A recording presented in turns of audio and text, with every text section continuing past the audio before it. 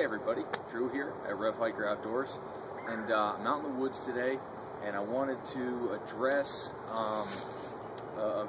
make a video on something that I see a lot of, which is like a survival type shelter or a bushcraft type shelter.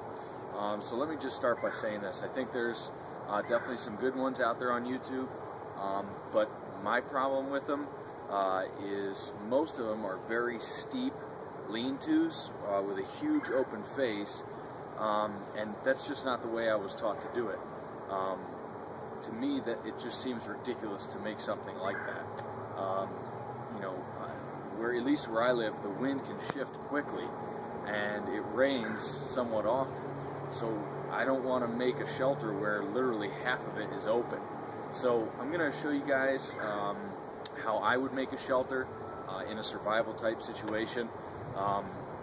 And even if I was bushcrafting and I decided to make my own instead of pitching a tarp, I definitely would not make it the way most of the shelters I see on YouTube are made. So I'm just gonna first just take you through site selection for a survival situation. You can see behind me there's a bit of a hill, and behind the camera it levels out and then drops down again. So what you want to do is not pick a spot right at the base of a huge hill, right? Because a lot of the runoff water is going to come down. Now you might be saying, well, you're right in front of a hill and this is where you're going to do it. But you can see kind of right behind me there's a good dip, and any water that's running is going to go off to that side or off to my other side, and there's a natural little ditch right on the other side of where this stump is, and it drops down maybe a foot and a half or so. So this is a flat little area. Got some logs over to my left, and they're going to act as a little bit of a barrier.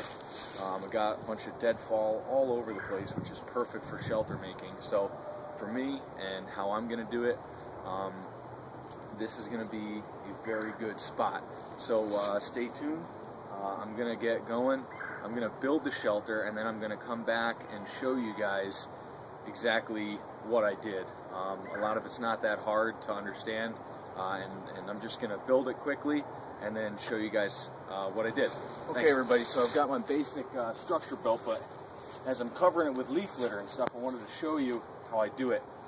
Kick a pile together and bunch it together. That way when you put it on, it's kind of compact, it'll stay together, and not as much is going to fall through. And when you put it on, you got to put it in, pack it all down. Okay, everybody, so here you can see I've pretty much, at least for demonstration purposes, I've got this thing finished. So what I've done is I just based my structure coming off of this stump that we talked about, and I just laid a bunch of poles coming off the top and then down off the back side of it, and I used that as another ridge pole, and I laid a lot of sticks and logs that way. Then I ran a bunch crossways, and then I took like branches, like dead branches that had a bunch of small twigs, laid them so they would catch the leaves, and then I started piling a ton of leaves on top. I just kicked up a bunch. Now there's going to be a couple things that affect your shelter. I'm pretty much in a completely hardwood forest, so I don't have any pine boughs. Pine boughs are great for this. You can lay pine boughs on, cut them off, lay them on top. They do a great job if you pile them thick enough and then you put leaves on top of that. And the other thing is, if I had birch bark in the area, you know, you can lay large strips on that. If you find a dead one on the ground, cut big strips off, place it on top. So, but you know, you have to think about what environment you're in and how much time you have. I didn't use any cordage for this, okay? True to a survival situation where you might not have all this stuff. The only thing I used was my pocket knife, where I just, you know, stripped some branches off of the poles that I was laying. So what I'll do now is I'll kind of show you a little bit inside, and you'll notice that all the sides aren't totally closed up. I have left some space at the bottom, just for a little ventilation. If things, you know, down there, I'm not going to get anything, any water on me anyway. But anyway, this is only, you know, maybe the height of my forearm. It's enough so I can crawl in there and my body heat only has to do a small amount of space. It's not wide open. I'm gonna be able to pile leaves in there for a little bed to keep myself off of the ground.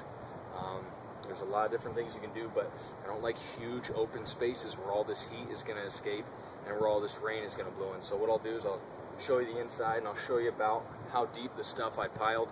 Now in a real situation, if I knew it was going to be raining and it might be a while, I would definitely pile this thicker, because this is not going to keep you dry in a heavy downpour situation. I would definitely take more time, and on top of this I'd add another layer of sticks and then another layer of leaves to really help me with it. But anyway, I'll just show you what I did for the purposes of this video. Go off the tripod here. Okay, so here it is. You can see about how thick I piled those leaves. It's about 14, 16 inches maybe. Maybe a little deeper in some spots, and then on the bottom a little less, because that's not where my body's going to be. And then you go down in here, and like I said, you guys can see in the back that I didn't seal it off totally. And then I left a little vent up there, and also you can peek out, check out what's going on. Now in hard rain I would cover that up with stuff if I thought I was going to be getting any. But the way this is set up is I can lay right in there, and I'm gonna be safe from all the rain. And you know, when you look up, it's totally black. There's no sunlight up in there. So anyway, guys, this is how I would do a survival shelter. Just kind of do a little 360 for you guys, kind of see how all the sticks are crisscrossed and laid. Left a little bit of open space there. You know, I did this without tools for a reason, because there's a lot of times where you won't have any tools. You won't have anything to help you out. So I just did this as primitive as possible and in as little time as possible, which I think, you know, simulates a real shelter. You know, even when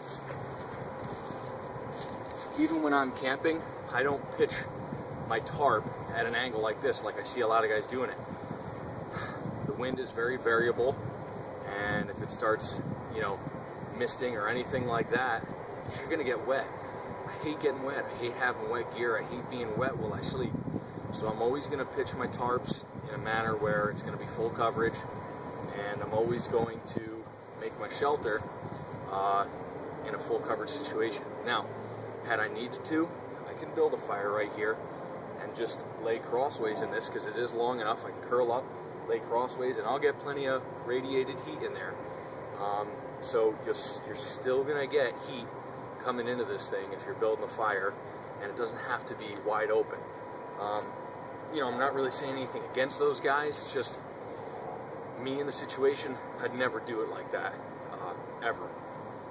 Not unless, you know, I was kind of making one in the desert and it was just for shade, where I knew it wasn't going to rain. But in any kind of temperate climate where it can rain kind of any time, I'm going to build something like this. And in a survival situation, this is going to do a lot better for me. So anyway, I hope you guys enjoyed this. I hope you learned something. Maybe this is a different point of view from what you guys have been used to seeing. Whether you choose to make a steep lean-to, or you choose to make a more of a litter shelter like this, leaf litter, it's up to you. Whatever you do, just do a good job at it, and have fun while you're doing it. Unless it's survival, and then it's going to be real. But you guys get the point. When you're going out and practicing stuff, have fun what you're doing, and get out in the outdoors after you watch this video, of course. And thanks for watching, guys. Don't forget to thumbs up and subscribe. Have a good one. So I just kind of plant this right where I want it. There we go.